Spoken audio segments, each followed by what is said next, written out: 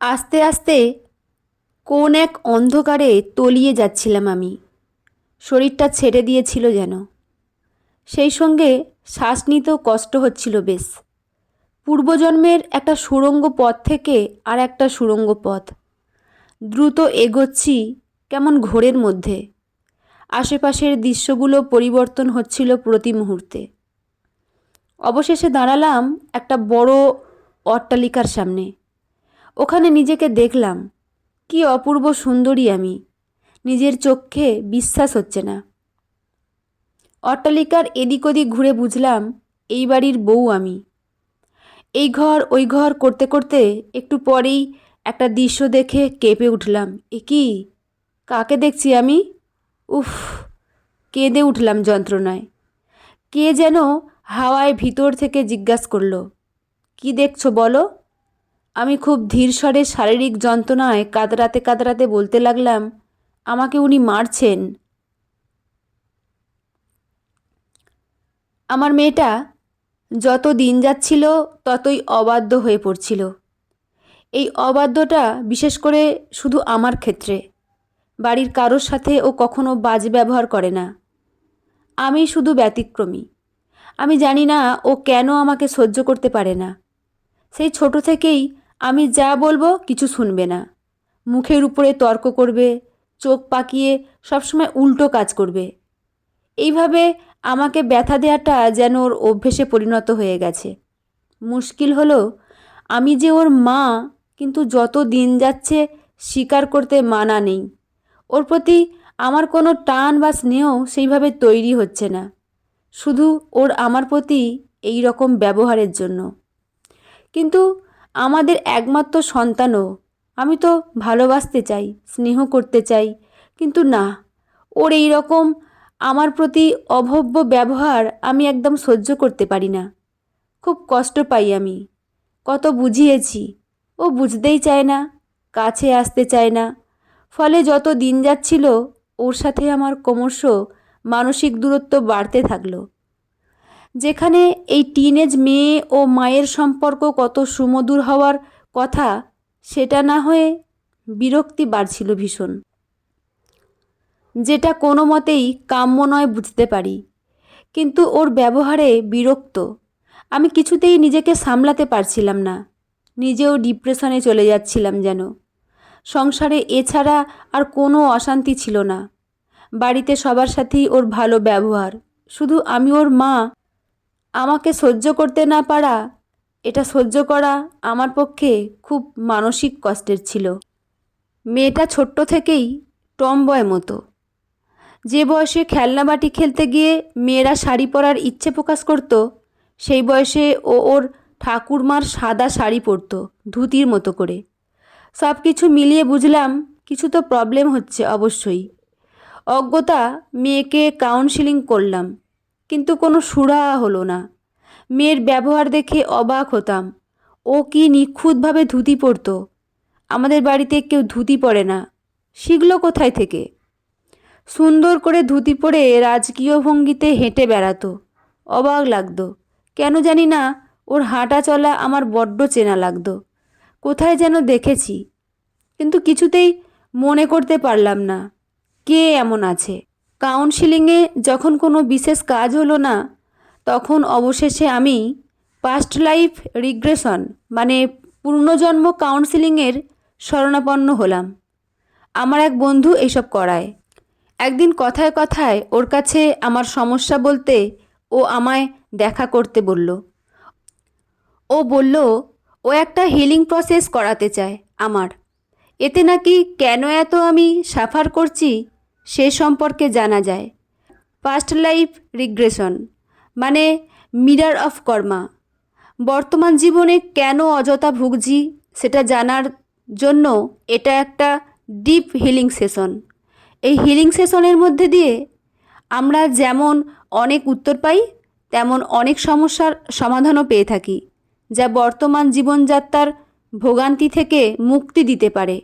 ও আরও বলল, আমার আগের পূর্বজীবনগুলোর ক্ষেত্রে যতবার পূর্ণজন্ম আছে সেগুলো দেখে সহ্য করতে পারবো কি না, কারণ অনেক খারাপ অভিজ্ঞতাও হয়, যদি সেটা স্বীকার করার ক্ষমতা থাকে তাহলে এই প্রসেস আমি করতে পারি।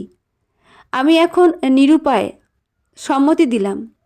বন্ধু আশ্বাস দিয়ে আরও বলল, ভালো করে বুঝে নে, সিদ্ধান্ত নেওয়ার আগে আমাদের ফিজিক্যাল বডি ছাড়াও আরও 4টে বডি আছে। এই হিলিং প্রসেসে তোর ফিজিক্যাল বডি ঘুমিয়ে পড়ার অবস্থাতে যাবে।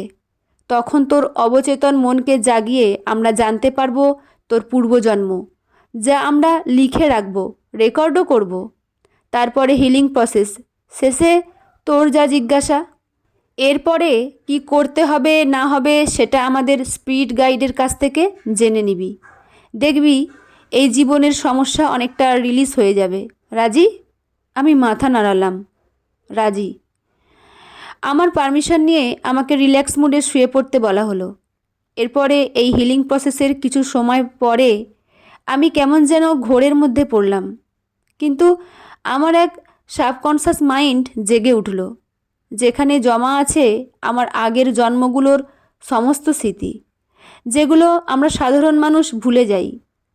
যারা যোগ সাধনা করে তারাই একমাত্র জানতে পারে তাদের পূর্বজন্মের সমস্ত স্মৃতি, একদম শুরু থেকে শেষ পর্যন্ত। এ এক সাংঘাতিক ব্যাপার। আমি রোজগার ঘুমানোর মতো ঘুমাইনি, একটা সুষুপ্ত অবস্থার মতো। আমি সব কিছু টের পাচ্ছিলাম, স্পষ্ট ছুঁতে পাচ্ছিলাম, ব্যথার অনুভূতিও স্পষ্ট। পৌঁছে গিয়েছিলাম সেই বড় অট্টালিকাটার সামনে। যেটুকু দেখলাম তা এই রকম। অপূর্ব সুন্দরী বউ আমি, কিন্তু মানুষ আমি ভালো নই। আমার যা আমার মতো সুন্দরী নয়, কিন্তু তাও ওকে আমি প্রচণ্ড হিংসে করছি, কারণ সে সন্তান সম্ভবা। যেহেতু আমার সন্তান ছিল না, তাই ওকে সহ্য করতে পারছি না।